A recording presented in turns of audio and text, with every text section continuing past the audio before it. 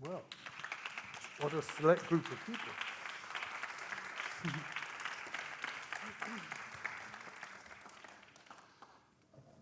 Bueno, muy buenas tardes a todos y a todas. Es un placer estar aquí hoy para celebrar el Perspectives de Louisa Miller.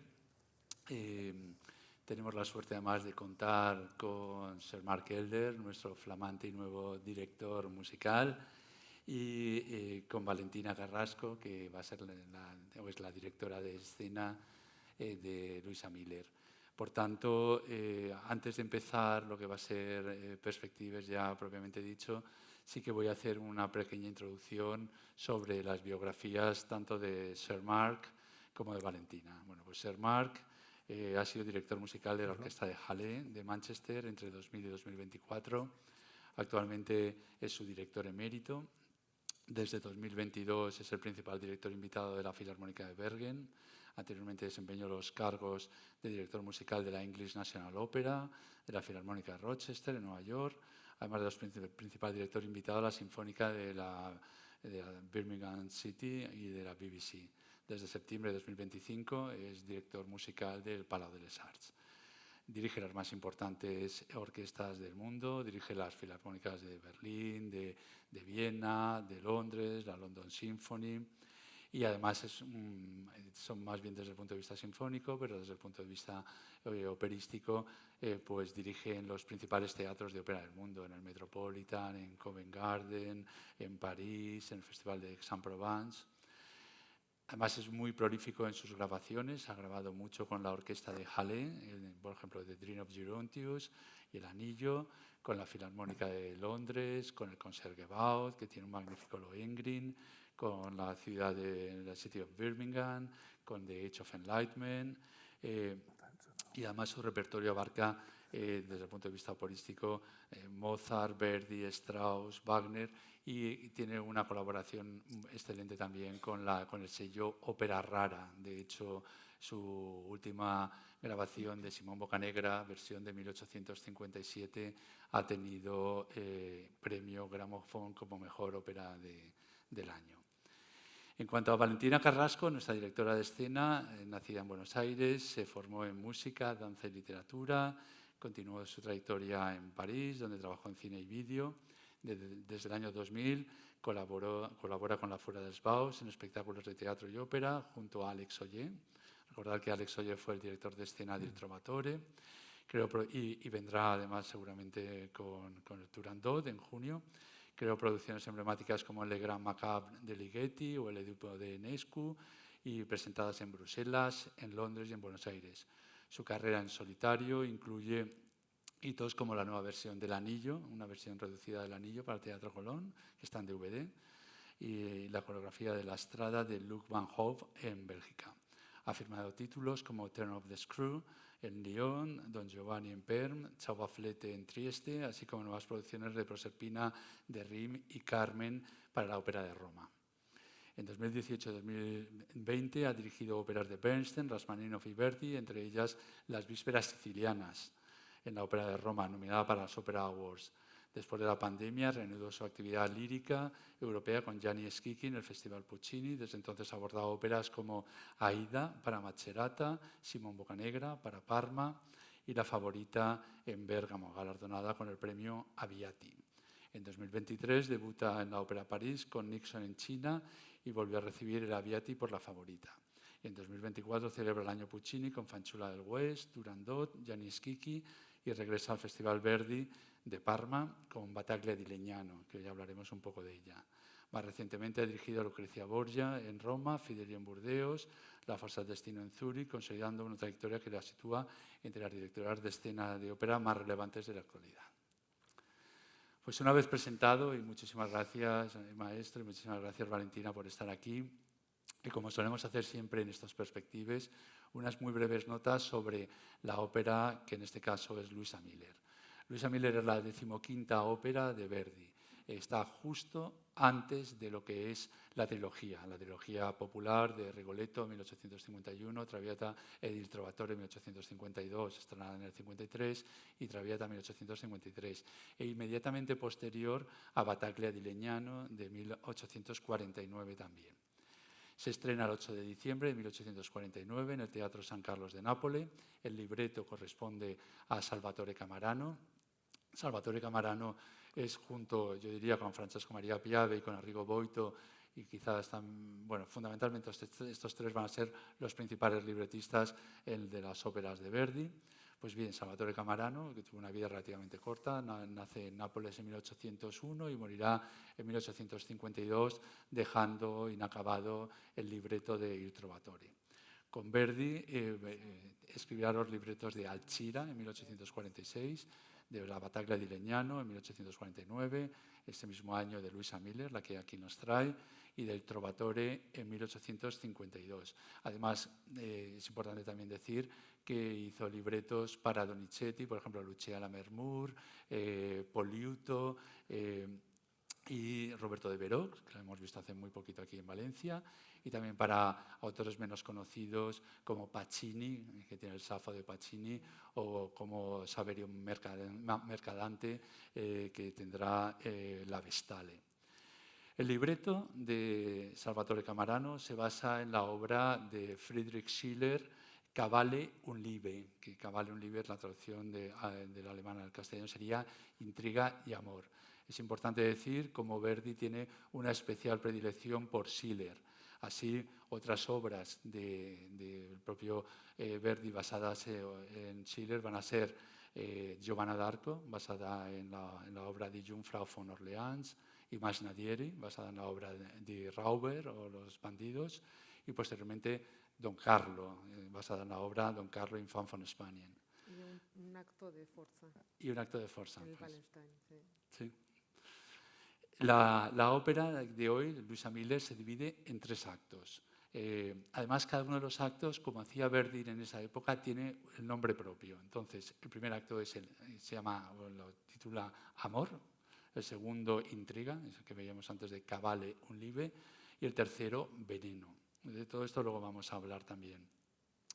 Además, Luisa Miller constituye, y esto es bastante importante comentarlo, el inicio de lo que es el periodo intermedio de Verdi, ese periodo segundo que ya se puede decir que es un periodo de madurez, que finalizará, en mi opinión, alrededor de 1859 con un Ballo in Maschera. Entonces nos encontramos que antes de Luisa Miller hay 14 óperas que corresponden al primer periodo.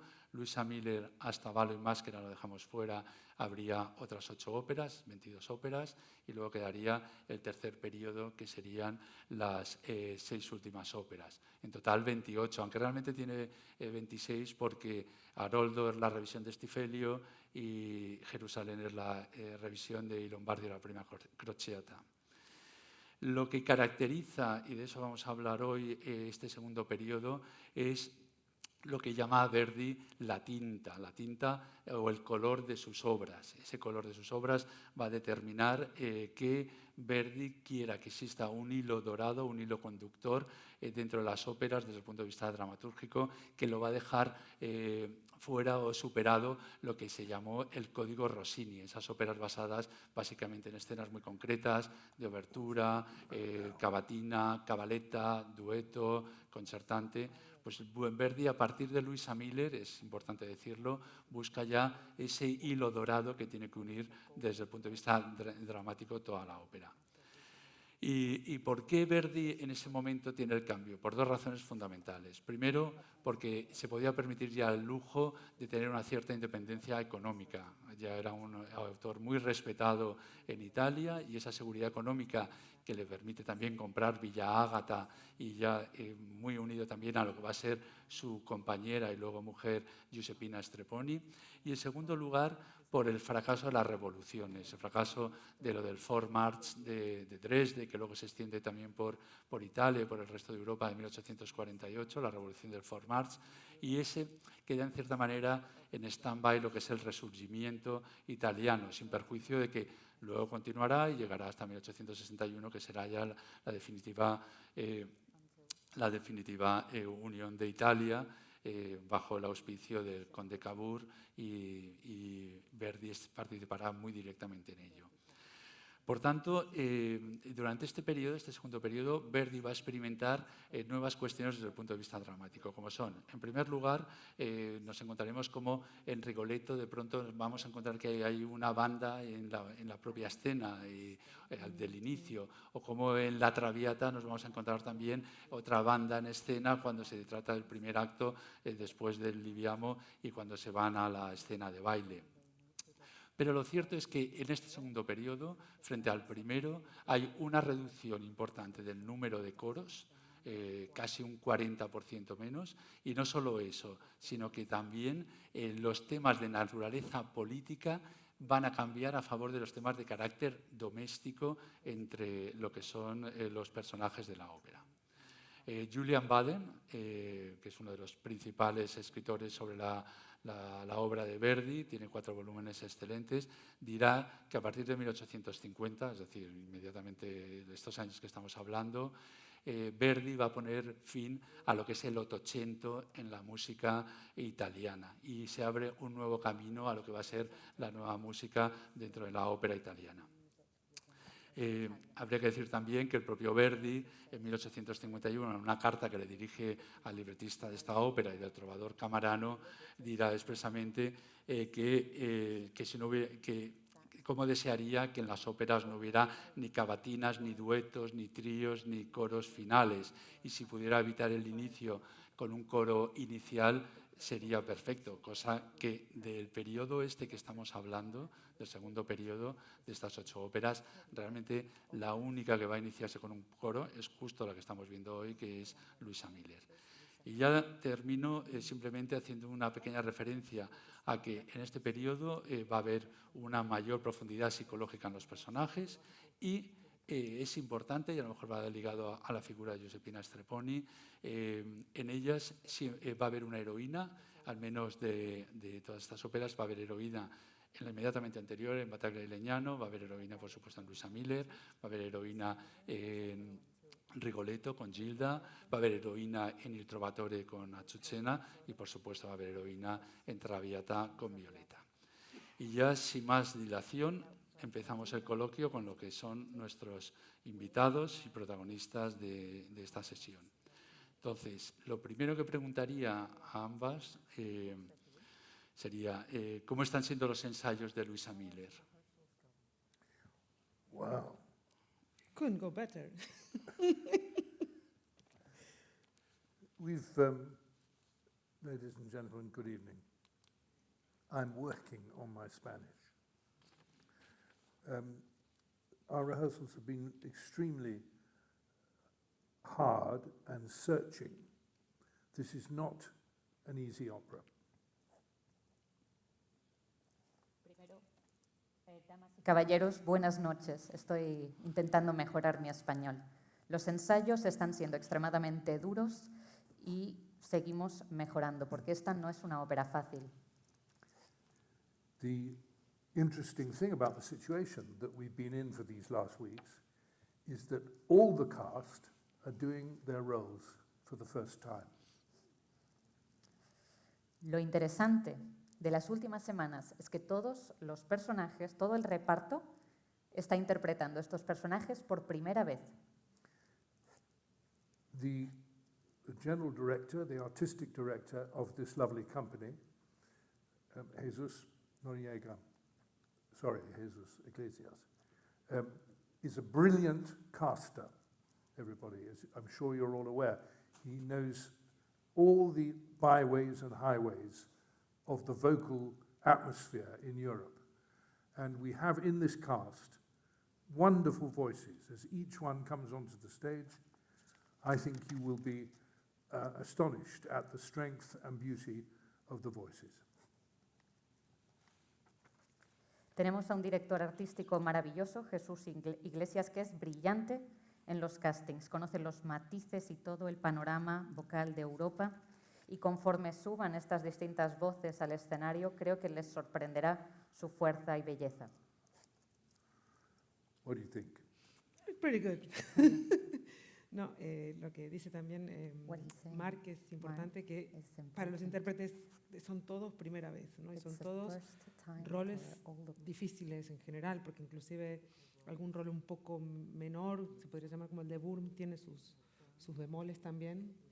Yo estoy muy contenta, Sir Mark, porque tiene un afán de perfeccionismo mucho más que yo, digamos. Para mí los ensayos han sido hasta fáciles, porque él me lo ha puesto muy fácil, porque el cast me lo ha puesto muy fácil, a pesar de que son primerizos en estos roles tan difíciles. Es raro encontrar un cast que todos se lo saben tan bien cuando llegan, siendo que todos son nuevos, ¿no?, para la ópera, y eso es raro. También tengo un pequeño corazoncito con este teatro que conozco de hace muchos años y que funciona fantástico, con lo cual uno se siente aquí acogido como en un spa más que en un teatro, porque la verdad que todo funciona. Yo estoy acostumbrada a trabajar en lugares difíciles también, y cuando digo difíciles pueden ser en lugares que tienen mucha reputación, pero que son más difíciles de trabajar en ellos desde el punto de vista escénico.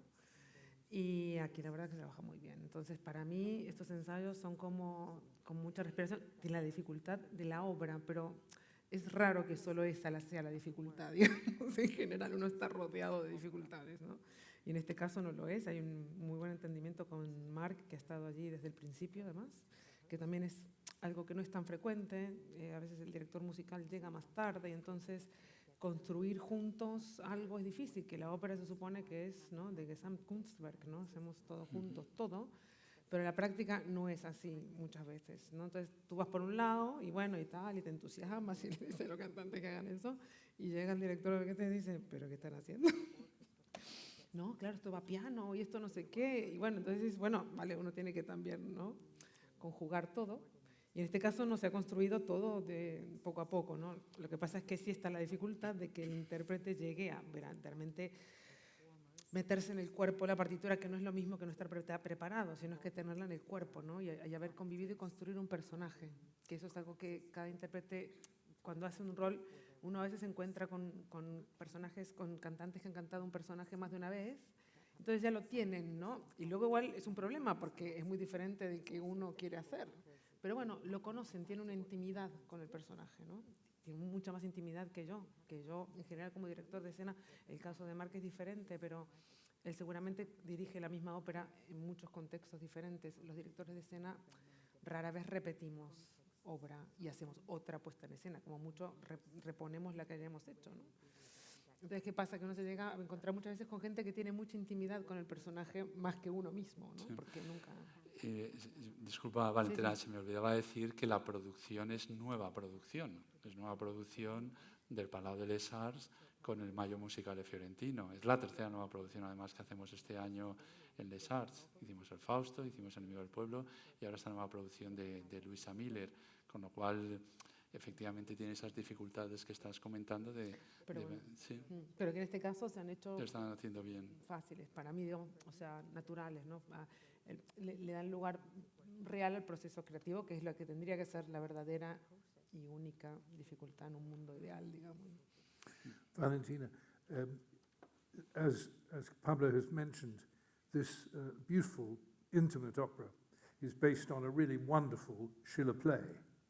And I don't know whether how many of you all here tonight have ever read it or seen it. I have seen it, and it's a really marvelous play, and I think Valentina thinks so too.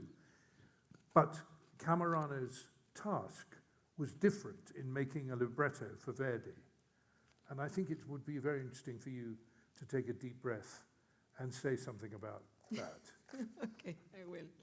Como decía Pablo, esta es una ópera íntima y bella que se basa en una obra de Friedrich Schiller. No sé cuántos de ustedes la han leído o visto, yo sí, y es maravillosa, y opino que Valentina está de acuerdo conmigo.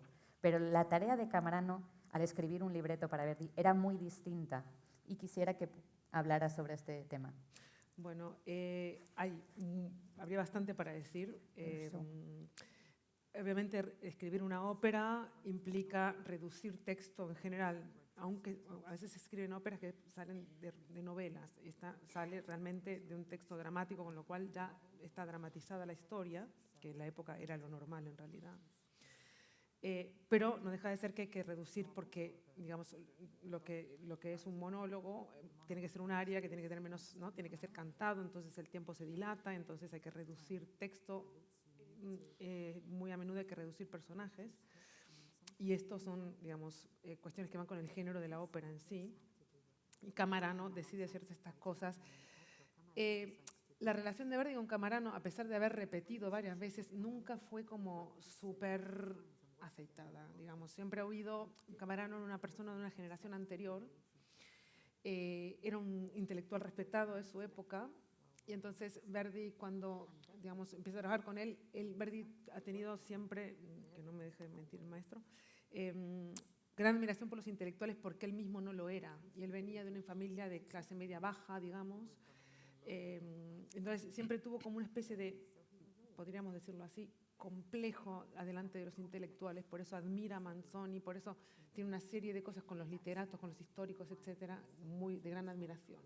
Y le pasa un poco con Camarano, que aunque él, a mi parecer, tiene inclusive mejores instintos, a veces la correspondencia es bastante interesante y es un poco a veces, llega a haber un poquito de disputa, ¿no? Camarano se mete en la música, Verdi se quiere meter más en el libreto, y Camarano tiene esta cosa de que es más respetado como libretista, aunque es Camarano que le pide que le haga hacer un libreto porque tiene 6 hijos y no tiene trabajo en ese momento. Tenía una obligación con la ópera de San Exacto, Carlos, ¿no? sí. Y entonces, ¿qué pasa? Que tiene que trabajar en la tradición napolitana, Camarano conoce esa tradición muy bien, Verdi no, viene desde el norte de Italia, bueno, y Nápoles es la tierra del teatro en Italia en ese momento, bueno, en fin, hay una serie de cosas que hacen que Verdi se muerde un poco la lengua cada tanto, y según mí, hubiera hecho bien de no hacerlo, porque unas cosas, decisiones de Camarano para mí son menos ajustadas a lo que es el espíritu de la obra de Schiller, que según yo entiende mejor Verdi con su música, que igual Camarano con su libreto. Obviamente es un muy buen libreto igualmente, ¿no? Nadie dice eso, pero, por ejemplo, reduce un rol que es muy interesante, que es el rol que en la ópera se pasa a llamar el rol de Federica, o sea, el rol de la mezzo, de la alto, que en la obra de Schiller es un rol súper interesante, que hubiera dado un rol de un calibre de una Éboli, en otro completamente diferente el rol, pero digamos, ese rol, Camarano le dice, no, 2 primadonnas no se pueden tener, va a haber problemas, ¿no? Que después está, no sé qué, una y basta, y bueno, tal. Porque era la tradición a la época, porque Camarano es más anticuado como estilo que Verdi, ¿no? Como lo decías tú, él empieza a hacer otra cosa, ¿no? Sí, cuando te veía dos primadonas, sobre todo en las óperas de Rossini, ¿no? Con Ahí, una por ejemplo, era semirámide. claro. Y era más palío, digamos. Entonces él dice que no, y apaga a esta persona que tiene una música muy bonita igualmente, pero le quita peso. Y sí que me gustaría, ya que hemos entrado en el tema del libreto, la obra de Schiller se reduce de 5 a 3 actos. Sí. Eso en cierta manera tiene su sentido también. Bueno, pasa lo mismo con la Traviata de Alejandro Dumas, que se reduce de 5 a 3, ¿no? Y lo que comentabas, ¿no? El papel de Lady Milford, que prácticamente queda anulado, ¿no? Luego hay otro papel de Barón von Kolb, que también queda ahí. Queda un poco asumido en el de Wurm, sí. digamos, ¿no? Y luego sí que me gustaría que nos comentaras, Valentina, la localización pasa de un Landern, de los Landern alemanes de antes de la unificación. Claro, pensar que la obra de Schiller es de 1783, es decir, estamos hablando, por supuesto, antes de la unificación alemana y antes del siglo XIX, ¿no? Entonces, sí que me gustaría ese cambio que hay de una ciudad alemana al Tirol. Él en la obra de Schiller es un profesor de música y aquí es un soldado retirado. Sí. Eso, desde el punto de vista de la dramaturgia, ¿tú crees que hace que pierda un poco fuerza? ¿Se debió también a lo mejor al tema de la censura? Acordaros que todavía estamos... Y además lo que antes comentaba de la revolución del Formars de 1848, que había sido un desastre. ¿No? Sí, la República Romana que no tiene éxito. La República Romana con los pontificios. Un poco de eso, tampoco era ninguna novedad la censura para Verdi ni para ningún compositor italiano y no italiano de la época. Era una cosa bastante normal, entonces a veces ciertos reyes y estas cosas se evitaban para evitar problemas de cercanía con, digamos, un poder local del comisionante de la ópera, ¿no? Yo creo que esa parte lo que le hace, digamos, una cosa que sí le hace, y por ahí con eso no estaba tan en desacuerdo Verdi, en realidad al contrario, el drama de Schiller es un drama que no es romántico, es un rama de la Aufklärung, ¿no? De lo que sería el iluminismo, ¿no? Este paso es todo como un drang, esta cosa rara que hay en Sí. Alemania que está entre el iluminismo y el romanticismo, ¿no? Entonces tiene una fuerza un poquito más, digámoslo así, épica, o ligeramente, no sé, épica la palabra, igual no me viene una mejor, que el cuadro que le da Camarano, que lo convierte realmente en una cosa burguesa mucho más cercano en tono a lo que eran los Promessi Sposi, que era digamos, el marcador cultural de la Italia de esos años y al cual obviamente Verdi admira, obviamente Manzoni le dedica el Requiem y demás. Entonces, lo hace más drama burgués, digamos, pierde heroicidad, digamos, en este sentido. Es Sí. más heroico la pieza, digamos, schilleriana y más fatalista, digamos, más donde, digamos, no es una tragedia ni mucho menos, pero tiene esta cosa. En cambio, aquí se vuelve en un drama burgués. El primer drama burgués de Verdi es Luisa Miller, porque hasta ahora era todo príncipes, condes, o ¿no? Giovanna d'Arc, o sea, una serie de cruzadas, cosas mucho más heroicas, más épicas, y empieza a ser drama burgués, y luego va a dar la trilogía, etcétera, aquí, ¿no? Sí. A mí me gustaría comentar, efectivamente, como suelo hacer en estos coloquios, en recomendaciones de libros, hay un libro excelente que es The Complete Operas of Verdi, de Charles Osborne, y el propio Charles Osborne dirá, en relación, lo traigo a colación por lo que estabas diciendo, Valentina, dirá que en cierta forma ese conflicto político que se encuentra en la obra de Schiller no se encuentra tanto en la obra de Camarano. En la obra de Camarano es lo que antes comentaba, más un problema doméstico, un problema de relaciones paterno-filiales, ¿no? Exacto, sí, y de hecho, pero por eso digo, creo que es una cuestión que tiene que ver con la tonalidad que toma el interés cultural de esa Italia en esos años, debido un poco a esto, al impacto que por ahí hoy para nosotros no nos damos cuenta, pero fue un libro, y Promessi Sposi fue esta gran obra, digamos, literaria, que hecha por el héroe de la unidad italiana, de la futura unidad italiana, ¿no? Manzoni realmente es el poeta italiano de la unidad, para ellos tiene, o sea, entonces esa obra cobra un peso en Italia importante de como de pintar un panorama cultural, ¿no? Digamos, entonces yo creo que eso está muy embebido de esto y por eso en realidad Verdi también accede a algunos cambios de Camarano que igual tampoco lo convencían tanto, pero que un poco le acercaban el universo a eso y lo alejaban de la cosa más heroica, digámoslo así, que tiene el drama de Schiller, ¿no? But, you know, what Verdi was always searching for, and his long life is extraordinary in his ability to go on developing his operatic style and intensity. What he was always looking for, wherever it was socially, was situations that would enable him to write fantastic music.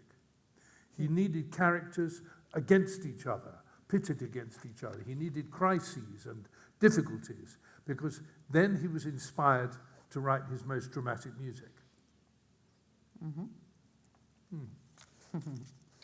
Verdi, a lo largo de toda su vida, siempre buscó algo muy específico que permitió el desarrollo del estilo y la intensidad de su ópera. Siempre buscaba situaciones que le permitieran escribir una música extraordinaria y para eso tenía que encontrar personajes en crisis que se enfrentaban a situaciones duras, personajes enfrentados. Eso es lo que le inspiraba a escribir la música dramática. One of the things that mattered to Verdi was the opportunity the libretto gave him to find la parola scenica, the idea that there was one word in a scene that would make the scene come alive and that he would draw it out powerfully in the music. And this was something that he did better than anybody. And there are wonderful examples of it in his operas. And Louisa Miller, although it's domestic and although it's a local bourgeois disaster, because it is, it's a disaster, there are moments when the way he sets the words is so original and so striking. And he knew that's how he had to keep the audience alive and not going to sleep. Lo que le importaba a Verdi era esa oportunidad que le dio el libreto a él de buscar la parola scenica. esa palabra que le da vida a la escena y que se refleja en la música. Hay ejemplos extraordinarios, también en Luisa Miller. Sí, está claro que es una catástrofe burguesa, local, doméstica, pero buscaba esas palabras y las utilizaba de un modo original, sorprendente, para mantener al público despierto. You can set Verdi's operas in so many different ways. Okay. Se pueden representar las obras de Verdi de formas muy distintas. The locale, the particular place where the libretto is set, nowadays for us, isn't so vital. Because his music is only interested, I believe, in the nerve endings of human contact. Because his music is concerned to try and portray the atmosphere in the room. Where that room is can be a lot of different places. And the most exciting Verdi productions are the ones that find a way to present the music and the drama in a way that is vivid and original, and that's what he would have liked. Now, Valentina has made some really interesting decisions about how we present this story. And I don't know whether she wants to say nothing about that or No, something. Sí, But- va a tener que decir algo, maestro. Pues sí, sí, But- no, yo You'll have to say como- something about this. como se- But what I como wanted la to política de express, la casa, sí, pero Sí, dices- sí, efectivamente, dentro... Disculpe. can I just finish? Yes, of course. ¿Puede sorry. acabar? Yes. What I wanted to express is that the fact that it's different, that what we're doing is different from the libretto, is not a bad thing. It's not a good thing necessarily. It depends on how good it's done and how vivid we make it and how the characters come over and whether or not the way I conduct the music puts this whole thing into one place. But the fact that it was supposed to take place in the Tyrolean mountains in 1774, whatever it is not interesting anymore. What matters is the what I call the muscle and the bare bones of what we do. Sorry, that's rather long. No pasa nada. She took good notes. All the best. El lugar en el que tiene lugar esta ópera, que aparece en el libreto, ya no es vital. La música se centra en los aspectos más interesantes del contacto humano. Se tiene que retratar una atmósfera, pero la sala, el lugar en el que ocurre la acción, ya no es importante. Lo más emocionante es una producción y presentar la música y el drama de una forma original, que es lo que Verdi hubiera querido.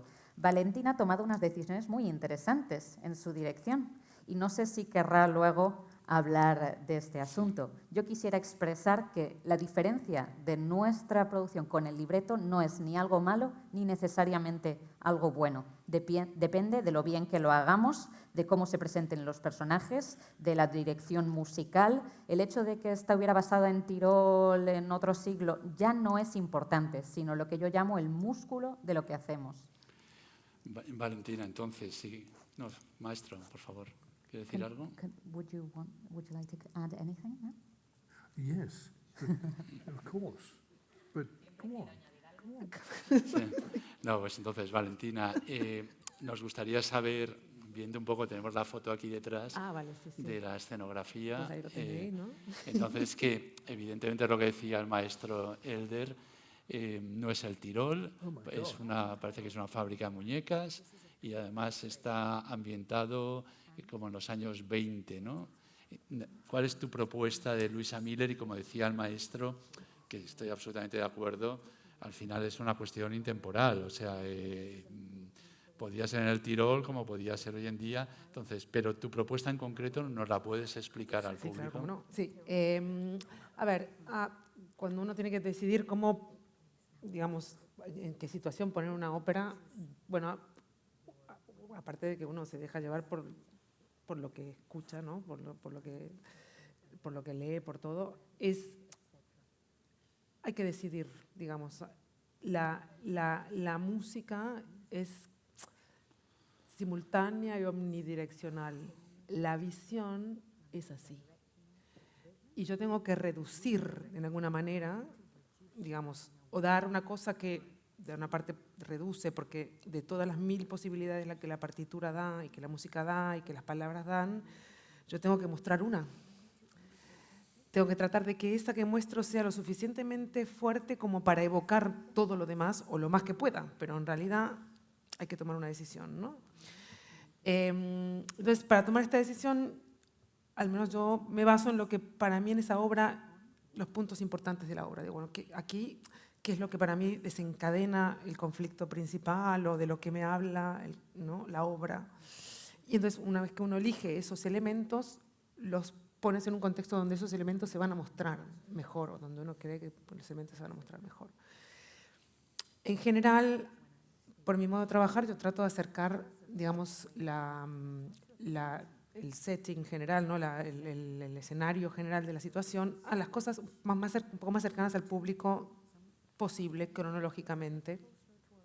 Es un hábito mío también porque son en épocas de las que yo puedo hablar mejor también, no solamente porque me guste a mí o no que la gente lo vea en tal siglo tal, sino que yo misma puedo ofrecer más si hablo de cosas que sé, digamos, ¿no? En este caso, obviamente, también adelanto cronológicamente la obra, y la pongo en el siglo XX, inicio del siglo XX más o menos. Pero ¿por qué aquí, digamos? Primero hablamos justamente que Luisa Miller es el primer drama burgués, digamos, la primera ópera de trasfondo burgués de Verdi. Hablamos también de que, digamos, en la visión de Camarano realmente se transforma un drama que era un poquito más heroico, de alguna manera, en un drama mucho más burgués, digamos, de lo que es el nacimiento de la burguesía, de lo que la burguesía significa.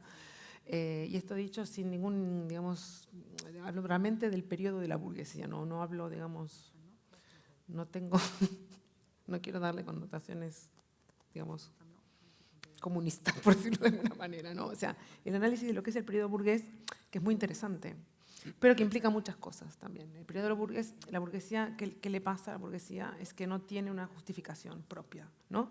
Cuando se acaba, digamos, el reino de la aristocracia, ¿no?, que es a finales del siglo XVIII, ahí se termina todo y empieza poco a poco, guillotina más, guillotina menos, digamos, pero más o menos pasa ahí, que lo que era un orden muy natural y que nadie discutía, que era que venía un rey, que bueno, de Dios, de algún lado venía, y luego venían una nobleza que venía derivada de eso, y no solo de eso, sino de un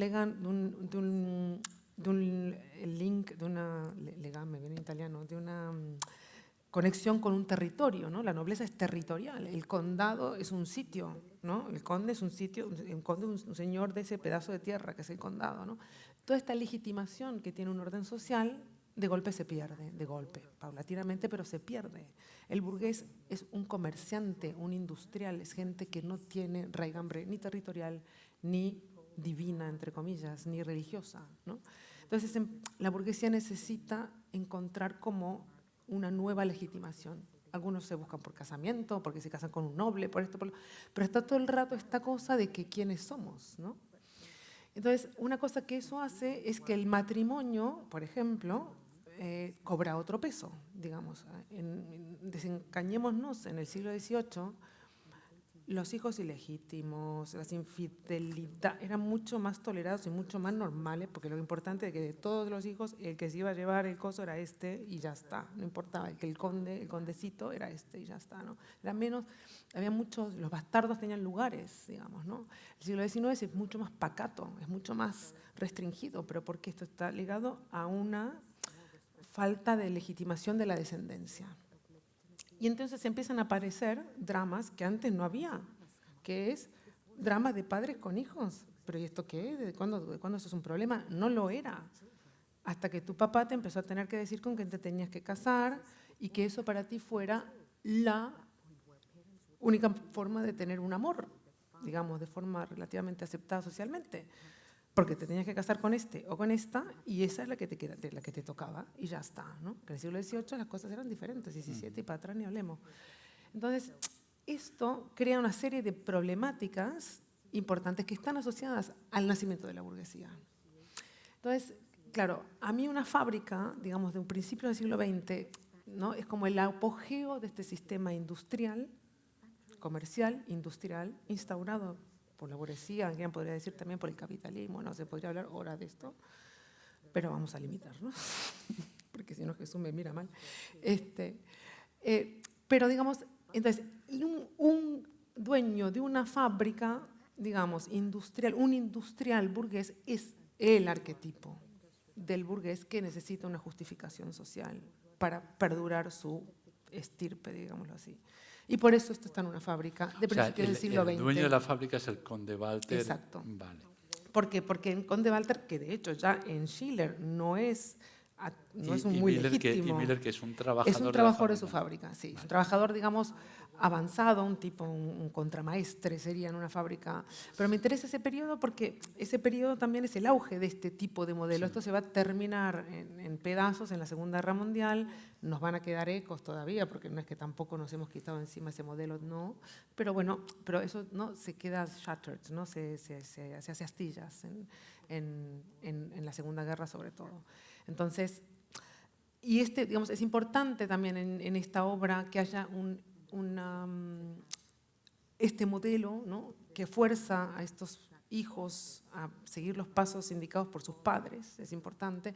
Y es importante también el hecho que haya, por ejemplo, una jerarquización entre Walter, que en este caso es el industrial, y Miller, que este es un trabajador de la fábrica. O sea, el conde Walter en la obra tiene mucho más peso, lo puede llevar preso a Miller, digamos, tiene que haber una cosa contra la cual Miller, con su nobleza, digamos, también se va a rebelar, pero bueno, el valor de Miller que se revela es que el otro es un conde, ¿no? O sea, que tiene poder por sobre él, digamos, ¿no? Por eso me interesaba también el contexto de una fábrica, porque hace que este señor tenga jerarquía por encima de los otros, hace que Rodolfo tenga que engañar, porque claro, cuando una obrera de fábrica, porque Luisa trabaja con su papá en la fábrica, ¿cuándo una obrera de fábrica se iba a casar con el hijo de un conde? Nunca, ¿no? ¿Y por qué una fábrica de muñecas? Porque Luisa es como una muñeca rota. Ahí está el twist, digamos, de la cosa. En el contexto social, una fábrica funciona, pero ¿qué fabrican aquí? Y ahí es donde también, en lugar de querer, por eso es importante cuando uno hace una elección, algo que muestras, pero que en lugar de cerrarte el campo de visión, a la vez de cerrártelo, porque te lo pone en el siglo XX, inicio del siglo XX, te lo abre, porque te da el poder metafórico de otra cosa. Y ahí es donde entra la idea de la muñeca, digamos, o del muñeco, porque son un muñeco y una muñeca, ¿no? Esta cosa de que, digamos, Verdi lo cuenta muchas veces, la relación padre-hijo, ¿no? Y padre-hija también. En general no son muy felices. Y madre-hijo ni te cuento, porque, vamos, rostizado el niño, pero bueno. Pero bueno, está Germón, hay siempre, ¿no?, estos padres que son un poco un problema, ¿no? Porque él ve esta cosa, ¿no? Él es un hombre libre, es un hombre que no se casa, que se lleva a vivir su mujer con una hija que no es de él, como la cría como si fuera, o sea, es un tipo completamente más allá de las reglas sociales de su época, a pesar de que era el hombre más rico de Italia y todo. Llegó a ser, digamos, ¿no? Entonces, esta cosa de que Walter y Miller tienen pensadas vidas para sus hijos, los han pensado de una manera y quieren que sigan esa vía, y eso va a ser tan asfixiante que los va a acabar matando, porque es eso, son dos padres asesinos, son dos padres que fagocitan y matan a sus hijos por quererlos hacer cumplir un futuro con el que sus propios hijos no están de acuerdo, que prefieren morirse que hacer ese futuro. Ya me dirás, o sea, qué violencia involuntaria, con todo el amor del mundo, sí, pero qué violencia ejercen esos padres sobre esos hijos para que prefieran entrambos la muerte antes que seguir lo que papá me dice. Entonces, es un acto muy, digamos, muy asfixiante, son figuras. Entonces pensaba que esta idea de crear un muñeco a la forma de que como a ti te gusta, ¿no?, como tú quisieras que fuera tu hijo, como tú quisieras que fuera tu hija, esa metáfora, según en la ópera, funciona. Bueno, pues no sé si funciona, pero para mí sí. Bueno, yo creo que la explicación es excelente, ya, por lo menos. Vamos a ver, cuando vayamos a ver la ópera vamos a ver perfectamente la idea que has tenido. A mí me gustaría ahora entrar más en cuestiones de naturaleza musical, entonces preguntarle al maestro.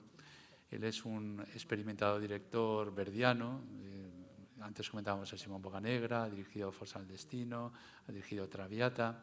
Desde el punto de vista orquestal, ¿Cómo valora la obra Luisa Miller y supone como antes comentaba, un avance respecto de lo que era la orquestación del primer periodo, de esa gran guitarra que decía Wagner, que de acompañamiento de las óperas que realizan los autores belcantistas? ¿Cómo ve orquestalmente Luisa Miller? ¿Hay un avance? Y luego incluso me gustaría preguntarle también, como director que ha dirigido La Traviata, esas concomitancias que hay entre Luisa Miller, si podemos entender que es un esbozo, un ensayo de La Traviata que realmente va a componer 4 o 5 años después. Right. Estamos de examen, Sir Mark. You have an exam. I have conducted Louisa Miller once before, but not in the theatre. I just did a concert of it many years ago. And I have known this work, though, for a very long time. And I think what drew me to the piece was the delicacy, the intimacy, and the fragrance, if I could put it like that, of the music. Because so many of Verdi's early operas, and this is what number is this? Like 15. 15. Yeah. I knew he Yes, it's knew. in the middle, exactly, more or less in the middle. 28. That so many of his stories were monumental. They were big stories. Attila the Hun, Nabucco, Nebuchadnezzar. We were dealing with biblical stories of mighty aspiration. And he developed his reputation as a composer and as the composer particularly of the loud orchestra. Not so many people remember this. He made the orchestra sound really loud, louder than his predecessors. He was famous for it.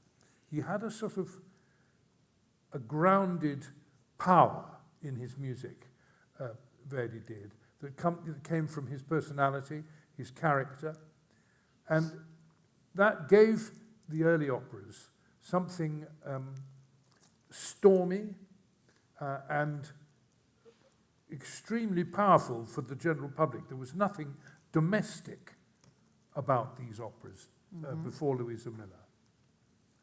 Have a go.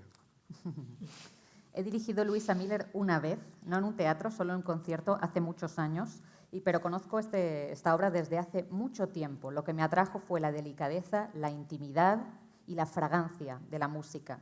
¿Esta es la 15ª ópera? Sí, la 15ª. Verdi, en su ópera temprana, es mucho más monumental. Attila el Uno, Nabucco, historias bíblicas que no tienen nada de doméstico. Desarrolló una orquesta muy fuerte, muy voluminosa, mucho más que sus predecesores, y ese poder de la música nace de su personalidad y de su personaje. Sus óperas más tempranas tienen esa fuerza y a veces un poco demasiado para el público y no tenían nada de doméstico hasta Luisa Miller.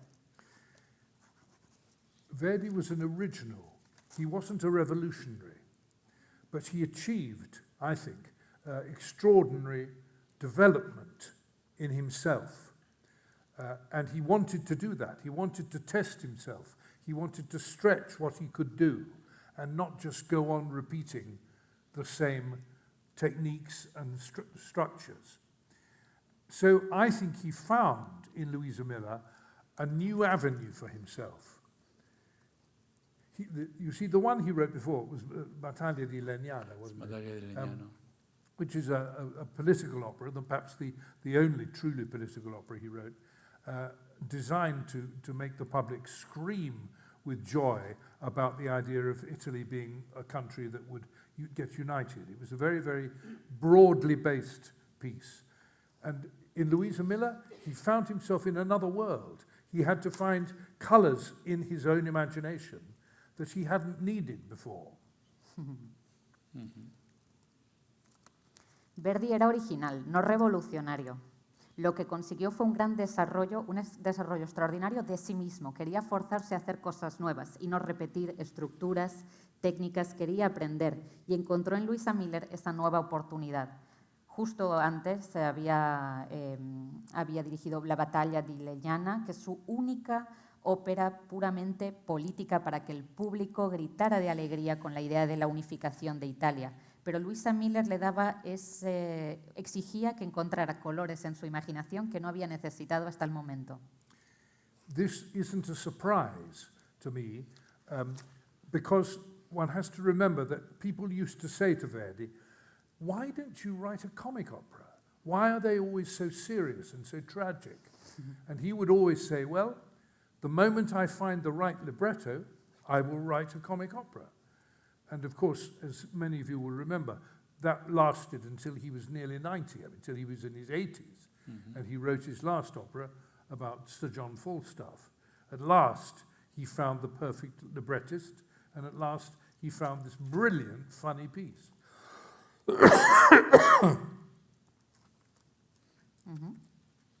No me sorprende. Recuerden que los demás preguntaban a Verdi, ¿por qué no escribe una ópera cómica? ¿Por qué todas sus óperas son tan serias, tan trágicas? Y dijo, si encuentro el libreto ideal, haré una ópera cómica. Hasta los 80 años no lo consiguió con Sir John Falstaff, porque tenía el libretista adecuado para una obra realmente muy graciosa.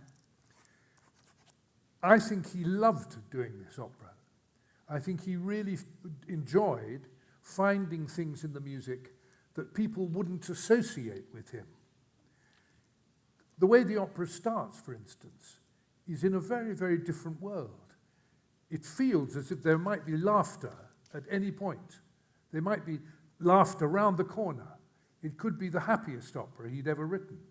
There's a lightness, a delicacy, a sense of humor in the way it unfolds as a scene.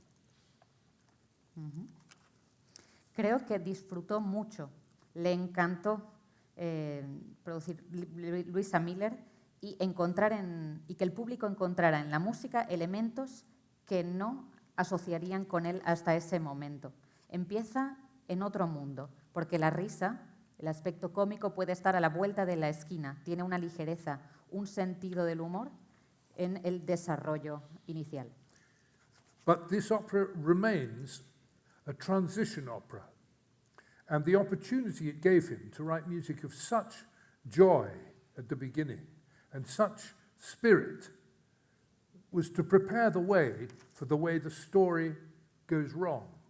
And the story is full of darkness until at the end these two young people are destroyed and their families are destroyed and their community will never recover from this story, I've no doubt.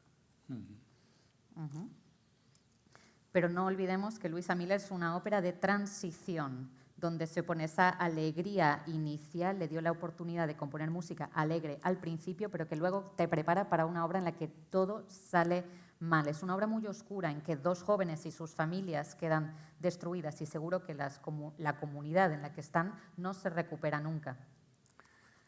One interesting detail about the music that is very unexpected is the fact that there are no percussion instruments in this opera at all, which is very unusual. The old orchestra that built up during the 18th century always had a place in the corner of the pit for the three percussion players, the bass drum, the triangle, and the cymbals.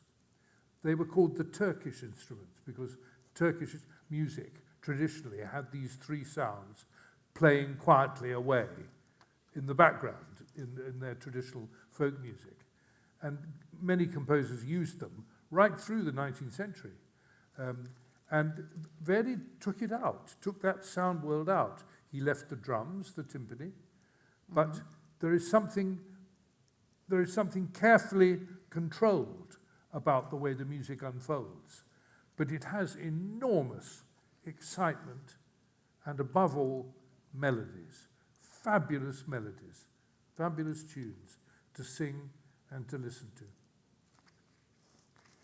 Un detalle muy interesante e inesperado es que elimina la percusión, lo cual es bastante inusual. Si pensamos en el siglo XVIII, en el foso siempre había 3 percusionistas, lo que se llamaban los instrumentos turcos, del folk turco, hasta el siglo XIX. Incluso él deja el timbal, es muy emocionante y sobre todo predomina la melodía por encima de todo para cantar y escuchar. These roles that Valentina has been talking about, these people, Luisa, her boyfriend Rodolfo, Rodolfo's father, Walter, her father, Miller himself, and this awful man, Worm, who is responsible for destroying the happiness. They are great roles to sing. By this time he was experienced at writing character into music. I don't know whether you can understand what I mean by that, but it's possible by how you've set the words to create somebody's personality by the choice of the notes. Not just the words and what they mean, but the way the music comes out of the words. And Verdi became brilliant at doing that. Uh-huh. Estos papeles, estos personajes que ha mencionado Valentina, Luisa, su padre, Miller, Rodolfo, su padre, Walter, y este personaje tan desagradable, Worm, cuyo nombre literalmente significa gusano, son responsables de destruir la alegría. Verdi tenía una gran experiencia en escribir a los personajes en la música. Espero que se entienda lo que quiero decir con esto. Las palabras crean la personalidad de los personajes, no solo el significado de las palabras, sino la elección de las notas, cómo la música da forma a las palabras. Verdi era brillante en este sentido. The outstanding quality of the music of Louisa Miller is what happens in the last act. The opera starts with an innocence and a joy that has an undercurrent of deception and sadness. So these two things sit awkwardly. But by the third act, the climax, the crisis of the drama is very, very imminent. And what Verdi does here is really something to look forward to. The third act shows an enormous development from his previous operas in its bravery, in the sounds that he makes in the orchestra, quite unlike anything else that he's ever written.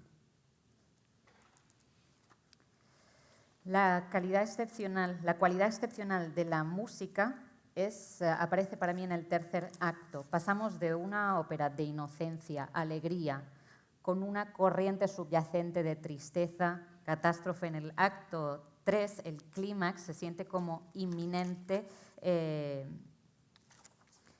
y Verdi en ese tercer acto muestra un gran desarrollo que no habíamos visto hasta ese momento en sus óperas por la valentía y el sonido. Another detail about the music, which is I'm not sure there's an explanation for, is that the whole score contains an enormous amount of solos for the clarinet. Correct. The clarinet is somehow in his mind associated with the love and the tension in the story. And if you know and love the sound of the clarinet, time and time again, right from the overture, there's a huge part for the clarinet in the overture. The sound of the clarinet comes out as if the clarinet is trying to portray something that no other instrument could.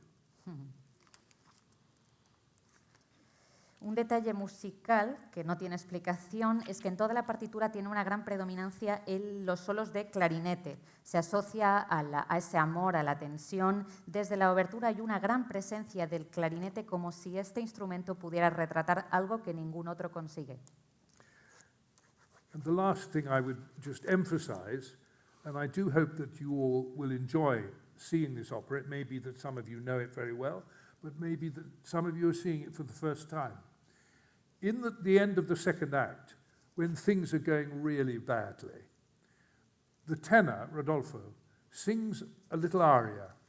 I say little because it's not long, and it's very short and delicate and passionate. But it has become one of Verdi's most famous arias. Mm-hmm. And the reason is that the situation forces this headstrong man, you all right with headstrong? Yeah. This headstrong man to confront the predicament that he finds himself in, and he sings of the love that he believes is no more.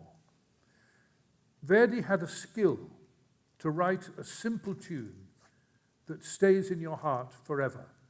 And when you see him on the stage by himself in despair, believing that his girlfriend has betrayed him, and what it produces in him as poetry, it's unforgettable and very, very lovely.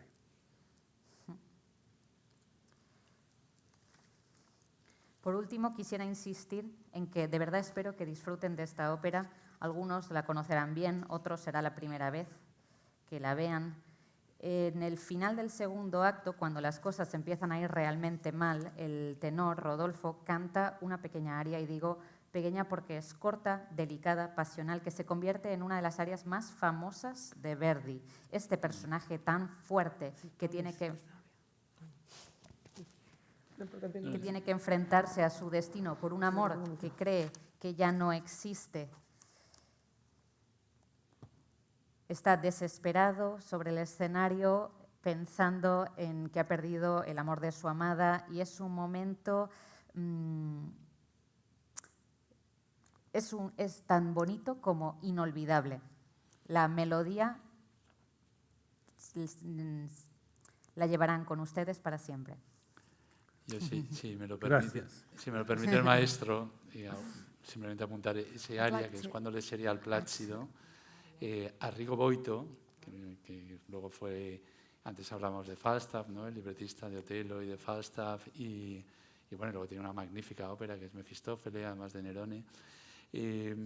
Dirá de este aria lo siguiente, dice, del aria diría Rigo Boito: si supiera la clase de eco y éxtasis que provoca esta cantilena divina en el alma de un italiano.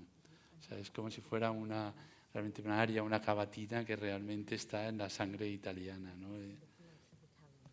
Simplemente la aria más bonita que ha escrito Verdi para tener sí, así maravillosa. Y esta, y además aquí y Forse la Sogliatins están ahí. Vamos a tener a Freddy Di Tommaso, que es un tenor extraordinario, que es el tenor de moda ahora, que no os lo podéis perder, y además lo va a debutar en Valencia, pero es que desde aquí se va bien a cantarlo, o sea que tenemos la suerte de poderlo disfrutar incluso antes que en la Staatsoper.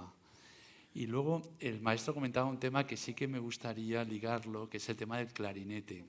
Efectivamente, no se sabe muy bien si utilizó el clarinete Verdi tanto en Luisa Miller, porque había un excelente clarinetista en la ópera de San Carlos, un tal Sebastiani, pero lo cierto, y que es una de las cuestiones que antes le comentaba, y él además que tiene una extraordinaria versión de la Traviata de Covent Garden, sí que es verdad, y eso sí que me gustaría, pero tanto Valentina como el maestro, a ver su opinión, ¿no?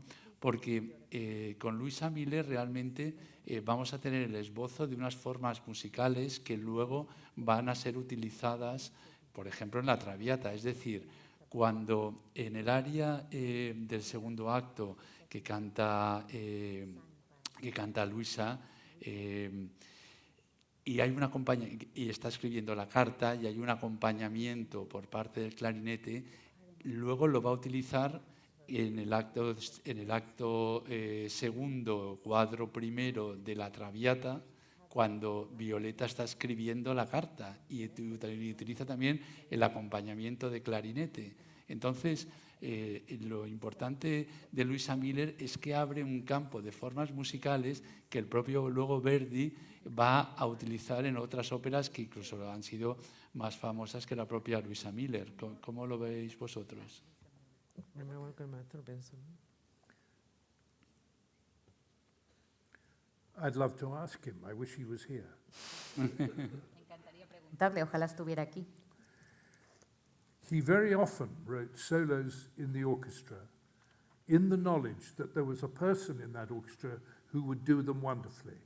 It may be a fellow Italian. That happened once, that there was, I think, a clarinet in St. Petersburg. You probably know that, Pablo. He wrote a huge clarinet solo in the force of destiny, la forza del destino, Correcto, because he correcto, knew sí. in St. Petersburg that there was an Italian clarinetist, and he obviously thought, I'll give him something to practice. But I A don't think menudo- it... Oh, sorry. oh, Go sorry. on. No, go on. A menudo escribía solos en sus orquestas si sabía que había un músico que podía ejecutarlas perfectamente. Una vez, de hecho, escribió un solo de clarinete en La fuerza del destino porque sabía que en San Petersburgo había un clarinetista maravilloso que podía ejecutarla y pensó que le quería dar algo para practicar. My own belief, Pablo, is that when the clarinet sings for Violetta in Traviata, Verdi doesn't want us all to remember, oh yeah, just like Louisa Miller. He wants us to just be moved by the timbre, by the sound of the clarinet. He couldn't write it for any other instrument. If you put it on the flute, it would sound lighter. If you put it on the oboe, it would sound plangent, a completely different emotion. The bassoon could do it, perhaps, but the clarinet has the soul. It's very interesting. what As you're the saying. soul. And the parallel in the two stories is, of course, extraordinary. But it's not at all surprising that he chose the clarinet again. Yo opino que el clarinete que acompaña a Violetta en la Traviata, Verdi no quería que nos recordara a Louisa Miller, solo quería que nos conmoviera el timbre, el sonido del clarinete, que no se puede conseguir con ningún otro instrumento. Quizá con la flauta sería más ligero, con el oboe transmites una emoción muy distinta, con el fagot igual, pero el clarinete tiene esa alma, el paralelismo entre estas dos historias es extraordinario y por tanto no me sorprende la elección de este instrumento. ¿Quieres comentar algo, Valentina? Para mí, anything? claro, maestro, esto sabe más que yo, Sure, obviamente, obviously, pero yo Sir Mark siempre knows en more mi about it. asociación, para mí misma, no sé por qué, para mí el clarinete es como un poco la voz de Luisa, o sea, es ella, más que, no lo sé por qué, lo encuentro además un instrumento que tiene como lo que asociamos a la feminidad, la sonoridad, en la calidez, no lo sé, hay algo de eso. Y pensaba ahora, hablando cuando lo trajiste a colación, en realidad me vino como un flash que Stockhausen, cuando hace su ciclo Licht, tiene personajes. Mijael es el héroe, ¿no? Como un arcángel, San Miguel. Y la contrapartida femenina que está simbolizada en una trompeta, ¿no? Que, bueno, obviamente un arcángel, una trompeta, eso viene fácil, digamos. Los trombones, el trombón es Satanás y Eva es un clarinete. Y no sé si es, bueno, por eso que yo estoy viciada, que no sé, pero para mí el clarinete tiene algo muy, no sé, lo asocio con una mujer, con la voz femenina. I think that's right. I think that's right. Opino que tiene razón. Igual hay cosas musicales, igual el maestro podrá, Musical pero aspects. que en Luisa que a mí me resultan sorprendentes.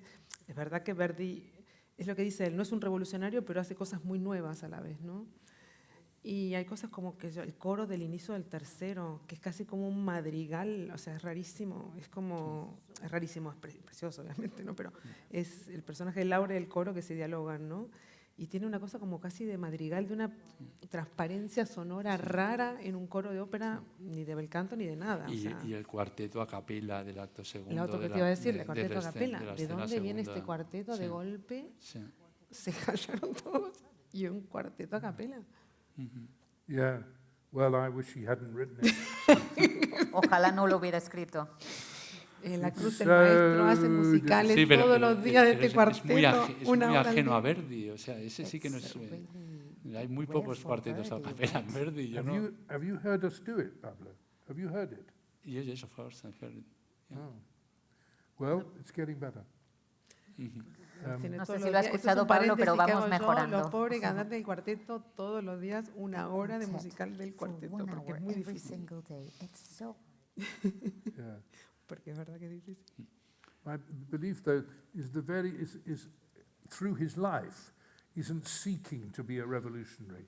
He is seeking to extend us all, to make his own talent get bigger and wider and more rich, and that he will make his people. I mean, to begin with, he wrote just for his people in Italy, all up and down the peninsula. And he wanted to move people. He wanted to get them thinking about the way humanity exists together, how humanity can go so badly wrong, how it can music can express intense joy. And I think he looked for subjects all the time that would allow him to develop his talent. Verdi a lo largo de su vida no buscaba ser un revolucionario, quería desarrollar su talento, enriquecer su talento y además él escribía para su gente, en Italia, en toda la península, de norte a sur. Quería conmovernos y expresar que todo puede salir mal, que pensáramos en la humanidad, en cómo coexiste y cómo la música puede expresar alegría, pero siempre buscaba temas para desarrollar su propio talento. When he died, the streets of Milan were filled with hundreds of thousands of people. 200,000 people came onto the street to watch his coffin go by. And that can only happen if somebody has reached into people's hearts, into their lives. And of course, there are many people in different walks of life who would and could do that. In England, Winston Churchill's funeral was one of the most widely attended events in the country's history. But to think that opera spoke to the Italians at the beginning of the 20th century so strongly still that so many hundreds of thousands of people wanted to grieve his passing. Al fallecer, las calles de Milán se llenaron de 200.000 personas que salieron a la calle para ver pasar su ataúd. Esto demuestra que había conmovido y llegado a los corazones y vidas de cientos, de miles de personas. En Inglaterra, por ejemplo, podemos compararlo al funeral de Winston Churchill, que es uno de los eventos que ha tenido más asistencia a lo largo de la historia del país. Pensar que a principios del siglo XX la ópera conmoviera tanto a los italianos que movilizara a 200.000 personas. Además, si me lo permite, If you allow me, maestro, Mark. Es que no solo fue cuando muere Verdi, ese gran funeral que tiene lugar en Milán, sino muchos años después el espíritu de Verdi se mantiene en Italia. Y ahora lo está diciendo el maestro y me estaba viniendo a la cabeza la obra cinematográfica de Novecento, que empieza justo diciendo «ha muerto Verdi». O sea, y es como el drama nacional de la muerte de Verdi, y ese es todo el inicio del siglo XIX, porque de hecho Verdi muere el 27 de enero de 1901, es que muere al inicio del siglo. Yeah. A new beginning with his death, yeah, a new Muy beginning. respetado además por todos los compositores, que ya era la nueva generación de compositores italianos, ¿no? De la nueva Italia, ¿no? Por supuesto por Puccini, por Mascagni, por Leoncavallo. Y bueno, me gustaría, por ir terminando ya, también alguna mención a lo que va a venir luego del Verdi que ya vemos aquí en esta Luisa Miller.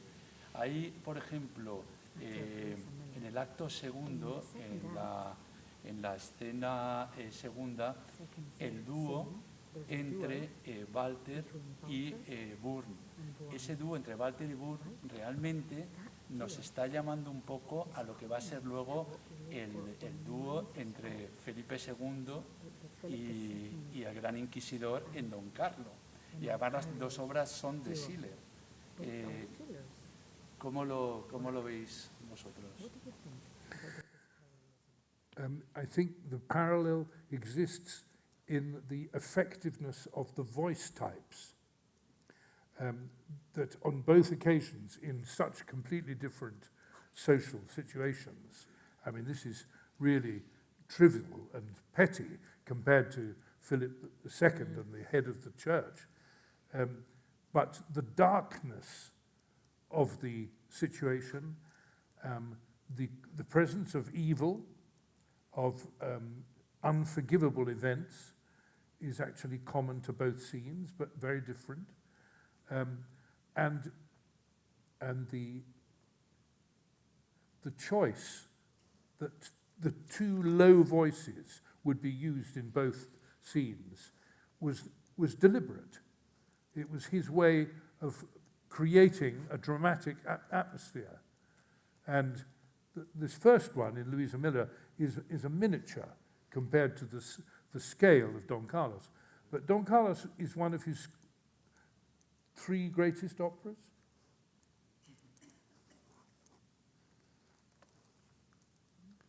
El paralelismo es efectivo en cuanto al tipo de voz, aunque en situaciones completamente distintas, de una situación muy trivial comparada, ¿no? Felipe II y el Gran Inquisidor, pero la oscuridad, la presencia del mal en estas 2 escenas es común, aunque se representa de forma muy distinta. La elección de estas voces graves para crear ese efecto más dramático en Luisa Miller es más sutil si lo comparamos con La Scala de Don Carlos, que es una de las grandes óperas de Verdi. When I conducted Don Carlos in Genoa many years ago, the most astonishing and unfortunately not so rare thing happened. In the middle of this scene with the Grand Inquisitor, facing out Philip of Spain, this incredible confrontation, this old blind priest, the drama is expressed through the notes and through the words and through the silences, the timing that Verdi was so clever with. Into this silence, somebody's mobile phone went Oh off. my God. And the person who owned the phone, as so often happens, did not recognize that it was her phone for a long time. And the scene was in danger of collapsing. And suddenly, somebody must have whispered to her. And she picked up her phone and started to have a conversation. She said, ciao Carla, come stai? No, io sono nell'opera. No, va bene, cantanti, non male. Al dirigir Don Carlo en Génova hace unos años pasó algo increíble, pero desafortunadamente no tan poco habitual. En mitad de una escena entre el Gran Inquisidor, Felipe II, esta confrontación tan dramática, donde son tan importantes las notas, las voces, los silencios también, los tiempos, que era algo con lo que Verdi era muy inteligente. Los silencios son fundamentales y de repente el dueño de un móvil, empezó a sonar el móvil, la dueña no sabía que era suyo, hasta que alguien le susurró al oído, la escena estaba a punto de colapsar y encima empezó una conversación por teléfono. Ciao Carla, come stai? Sono nell'opera, le decía. Terribile. Sí. Oh my God. And you survived, that's good. Qué bueno que sobreviviera. No, a mí seguramente en Luisa Miller, Verdi, Luisa Miller. creo que Verdi. en todas sus óperas él a veces prueba algunas cosas que luego prueba o tiene un formato que luego desarrollará en otras, ¿no? Batalla de Leñano está llena de cosas que uno escucha y dices, coño, pero esto viene de aquí, va, no sé qué, ¿no? Escuchas balos, escuchas cosas, bueno, un poco, pero bueno, en otro contexto y en otra cosa, pero también me parece normal que una persona, a mí me pasa con la escena, a veces estoy haciendo otra cosa, pero bueno, de golpe me viene una idea y como no la pensé para esta obra, pero bueno, funcionó aquí, digo, igual me gustaría ya en un futuro, con antelación, tener tiempo de desarrollarla y usarla en otro lugar. Pasa, yo creo que cuando uno está pensando algo, y podría muy bien pasarle a Verdi, no lo sé. Lo que pasa es que en el caso de estos 2 dúos, es claro que estas 4 figuras, Wurm, Walter y Wurm, tal vez un poco menos, y Inquisidor y Felipe II, tienen que ser bajos, ¿no? Pero tienen que ser bajos por razones diferentes. Bueno, claramente hay una convención, Walter es padre de un tenor, tiene que ser un bajo, es una convención de época. Wurm podría haber sido otro registro. Pero tiene que ver que son bajos también para mí, y es un dúo de bajos porque son muy oscuros de pasado, de quiénes son. Son bajos de espíritu. Mientras para mí Felipe II, inquisidor, aparte de cómo sean espiritualmente, son unos bajos de gravitas, ¿no? de la gravitas del personaje, ¿no? de la sua potencia, solemnidad, o lo que sea. Son personas, esos son distintos también, digamos. A lo mejor en el caso de Burm y del conde Walter está más ligado a un concepto de maldad. A un crimen, también en eso se va a confesar que han cometido un crimen. En otro caso es más a la solemnidad, ¿no? Exacto, sí, sí, sí. Y no deja de ser que es un dúo que tiene mucha, o sea, como dice Mark, o sea, Verdi en esto lo inventó él, no lo inventó él, no, pero bueno, casi. Tiene esta tensión en las cosas, lo que decía, usar la palabra en el momento justo, los silencios, ¿no? Bueno, esto está lleno, ¿no? Luego de Rodolfo con Luisa, o inclusive en el recitativo de Luisa y Burm, cuando ella tiene que escribir la carta, y estos silencios, y le tiene que decir, le dicta la carta, le dice, y estoy enamorada de Burm, y la Luisa que se lo está mirando dice, pero tú me estás tomando por tonta, ¿o qué? O sea, es como, y todo eso está ahí, está en ese silencio, en esas pausas, esas lotas, es como, en eso es un maestro de la tensión, ¿no? Lo sabe hacer como nadie, pero yo creo que probaba cosas aquí que luego también conseguía desarrollar luego, ¿no?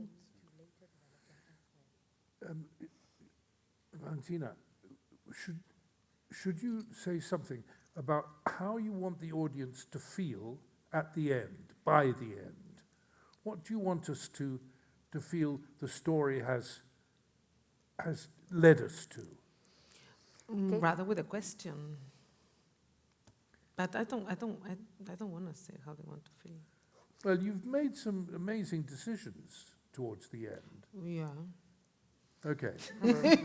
No, I can tell. Quisiera hablar de cómo quiere que la audiencia se sienta al final, de dónde nos ha llevado esta historia, porque ha tomado unas decisiones bastante sorprendentes. Bueno, tampoco exageremos, maestro. Let's hombre. exaggerate. No, a ver, supongo que se refiere, Ay, obviamente imagine. sí, no es una decisión menor, no tengo problema en contarla, ¿eh? Es un poco un spoiler, pero bueno, no, a mí no me gusta, no me interesa, o sea, no me interesa, no me permito decirle a la audiencia cómo quiero que se sienta. ¿Qué conclusión? No No, but no me toca a mí hacer eso, digamos, ¿no? that's right. Yo lo que puedo decir es... What does this mean, actually? Meant I'm stirring it up deliberately so that you would say that. You're right. You're absolutely right. He Yeah. querido Don't provocar Let them ese sing. comentario. Don't tell What they want. No les cuente But then it cómo makes se them tienen que interested. What are sentir. they going to? Makes them Ah. curious. Yeah? Solo We quiero don't que tell them sientan about the curiosidad. dinosaur, you mean? Anyway, No, I can also I can say some. Well, what I can talk about is why I did certain things, not how I want them to feel about it. Puedo That's hablar de por qué he hecho tomado ciertas decisiones, pero no de cómo quiero que se sienta el público al respecto. Se dice, es un lugar un poco común, pero es también verdad, como la mayoría de los lugares comunes, by the way, que muy a menudo, digamos, en las óperas del siglo XIX, inicios del XX, Puccini, esto es el máster, diría yo, hay esta cosa de la víctima femenina, ¿no?, de la situación. Que no es el caso de Luisa, porque acá mueren dos. Pero claro, la diferencia es que uno muere porque quiere él y otra muere porque quiere él, digamos, que es un poco distinto, pero bueno. Y entonces, bueno, claro, nosotros hoy estamos en una sociedad distinta, ¿no? Y existe la posibilidad de decir, bueno, pero esto ha sido siempre así, bueno, esto es así, porque en esa época era así, y el modelo de la situación era así, ¿no? Que digamos, el lugar sacrificial lo tenía siempre la figura femenina, ¿no? Y entonces yo digo, ¿eso es así o es que en realidad es un modo de ver, digamos, así, digamos, porque el modo de ver es presente, ¿no? Entonces nosotros nos permitimos decir del pasado que el pasado hacía así, pero eso es una visión nuestra del pasado. No es el pasado, porque el pasado no existe, existe mi versión, nuestra versión del pasado. Entonces, creo que tenemos un poco, no sin razón, pero bueno, igual poco exagerado, la idea de que la mujer ha sido una víctima, ¿no? Entonces, claro, hay todas estas heroínas que se mueren, y después te pones a contar, y en realidad de tenores muertos hay bastantes. Entonces, a mí lo que me gusta es sacarnos de esa idea de la victimización, digamos, del lugar natural o no de victimizar el personaje femenino de una obra del 900 o del 800 y decir, bueno, no es ni tan natural, es un modo de hacerlo. Y si pensamos que es natural, es eso el problema, digamos, ¿no?, de nuestra sociedad. Se habla, bueno, de la violencia de género, digo, me estoy expandiendo un poco porque es una discusión, creo que es a eso que se refiere el maestro, por eso lo digo, si no, tampoco ni lo hubiera dicho, pero bueno, me parece importante también. Digamos, tenemos esta sociedad en la cual, bueno, ahora por suerte decimos, bueno, sí, de la victimización femenina se habla más, entonces para que suceda menos, y eso estoy de acuerdo yo, soy la primera, que obviamente esto mejor que no sea así. Pero también seguimos diciendo que la mujer es la víctima. Y a mí eso me molesta mucho, mucho más casi que el resto. Es decir, no es el lugar natural de la mujer ser la víctima.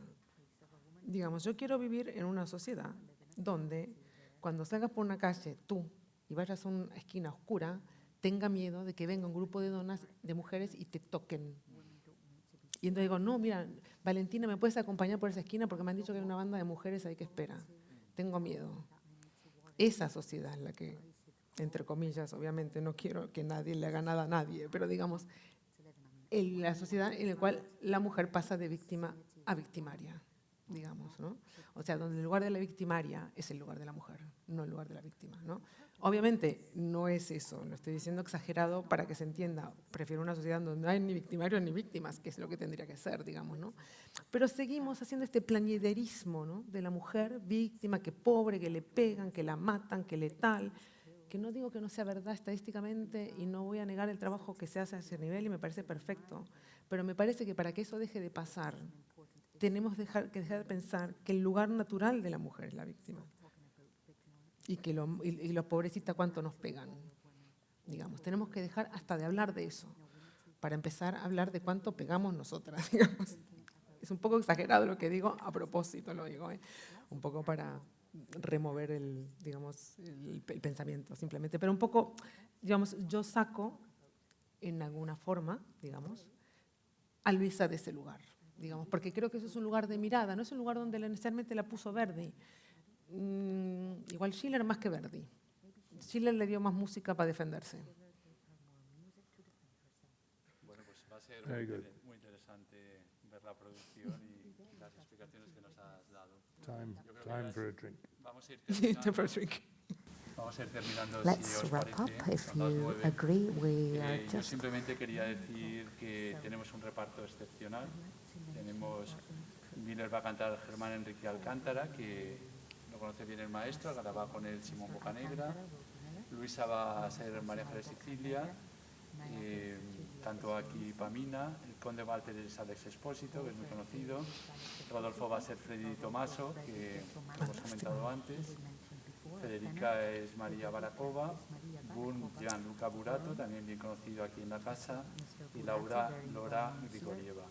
Por tanto, tenemos un reparto de primerísima línea, con una excelente maestra y orquesta, con una excelente directora de escena, con una propuesta muy, muy interesante que vamos a verla y ya comentaremos, Valentina, ya comentaremos. Yo no sé si queréis rápidamente una o dos preguntas. Beatriz, no sé si tú querías comentar algo del coro.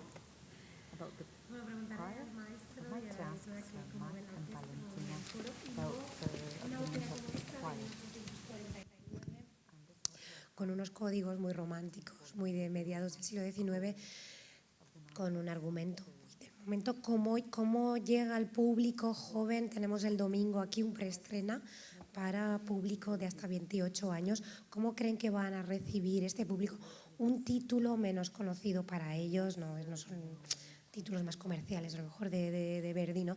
¿Cómo creen que el público más joven va a recibir este título con estos códigos de 1849 estrategias de quitar la victimización de Luisa, si van a servir para acercar el mensaje al público joven o va a ser difícil que conecten con el título. Bueno, empiezo. Yo creo que hay algo en Luisa que es muy, o sea, el drama de estos dos chicos que se quieren a pesar de sus papás, a los adolescentes le va a hablar mucho, porque en realidad es una cosa que en la adolescencia uno tiende a, ¿no?, a sentirse oprimido por su papá, tu mamá, que te dice, no, pero no salgas con ese, mira los piercing que tiene, yo qué sé, ese fuma, no sé qué, bueno, estas cosas, ¿no? Entonces, hay algo del espíritu rebelde y adolescencial de esta ópera, de estos dos personajes jóvenes que está muy presente y que está además acentuado por el hecho de que el cast, insisto, está súper bien. Y también porque los personajes, la pareja joven es una pareja joven. Y eso se ve raro, digamos, con obras donde, con una exigencia vocal tan grande y tal, que los dos que hacen de jóvenes realmente sean jóvenes y realmente te lo creas, ¿no? Y a pesar de que sus padres no son mucho más grandes, no hace falta que sean mucho más grandes porque la pareja inicial ya es joven. Entonces Alex, que igual tiene, no sé, digamos 50, no sé cuánto tiene, ya puede ser papá de Freddy, casi, porque Freddy es muy joven, digamos. Hoy por hoy sería un padre muy joven, no sería, pero digamos, no hay esta, entonces es muy creíble. Y luego, el otro día pasó algo muy simpático. Estábamos trabajando en luces y en un momento vino una visita de niños de escuela, entonces estaban, ¿no?, le están explicándoles un poco el teatro, las visitas del teatro y cómo estaba la escenografía. Bueno, me llamaron para ver si les podía decir algo, entonces les conté un poquito la historia, obviamente muy reducida. Las maestras me miraron, no todo esto de las victimarias no lo dije, pero que me parecían que tenían 10 años, 8, no sé, eran pequeñitos. No, pero les conté un poco la historia y entonces vieron la fábrica y me dice, esto parece Charlie y la fábrica de chocolate. Le digo, pues sí, es lo mismo, le digo, porque pero en lugar de hacer, y me hacen muñecos, bueno, hacía como la iconografía, les era muy familiar y hacían muñecas, tenemos unos perros de peluche, esto tampoco es un spoiler. Entonces, claro, veían los perros de peluche, las muñecas, los muñecos por todos lados. Bueno, la fábrica les parecía un poco la Charlie and Chocolate Factory. Bueno, que creo que iconográficamente les va también a hablar bastante.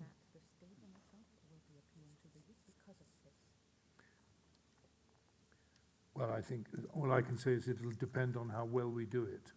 That's it, right. If we do it with enough energy and enough passion, and everybody is on good form, I think it's irresistible. He was such a wonderful composer for everybody. You don't need a university degree to understand this music and this story. There's so much in it that is so recognizable, so human. And the thing is to get the young people there, isn't it? And hope that they will be moved. Depende de lo bien que lo hagamos, diría yo. De si tenemos la suficiente pasión, energía, si lo hacemos bien, yo diría que es una ópera irresistible. Además, Verdi componía para el gran público. No hace falta tener un grado universitario para ver esta ópera. Hay tanto que es reconocible, que es tan humano, y la cuestión será lo bien que lo hagamos. After all, a young person... Y conseguir que los jóvenes vengan para ser conmovidos. After all, to adults, the title Louisa Miller may not be so famous, but to a young person, Louisa Miller, La Traviata, Il Trovatore, Nabucco, it's all the same. The thing is to get them to come and put their imagination into what we're doing and get stirred by it. Para los adultos puede que pensemos que Luisa Miller no es un título tan famoso, pero para los jóvenes les da igual. La Traviata que Nabucco que Luisa Miller, es todo lo mismo. Lo importante es que vengan y dejen volar la imaginación con nuestro trabajo. So tell them all about it. Así que por favor, difundan el mensaje. ¿Alguna pregunta más? Do you have any other question? ¿No? Great. Bueno, pues simplemente agradecer tanto a Sermar como a Valentina de su asistencia, a nuestra estupenda traductora, Thank you. a vosotros por la asistencia, por supuesto a Les Arts, a los técnicos y a Mix por la organización y bueno, espero que nos podamos ver estos días viendo Luisa Miller aquí en Les Arts y por nada del mundo os lo perdáis porque va a ser un súper evento. Muchas gracias. Thank you. Thank you so much.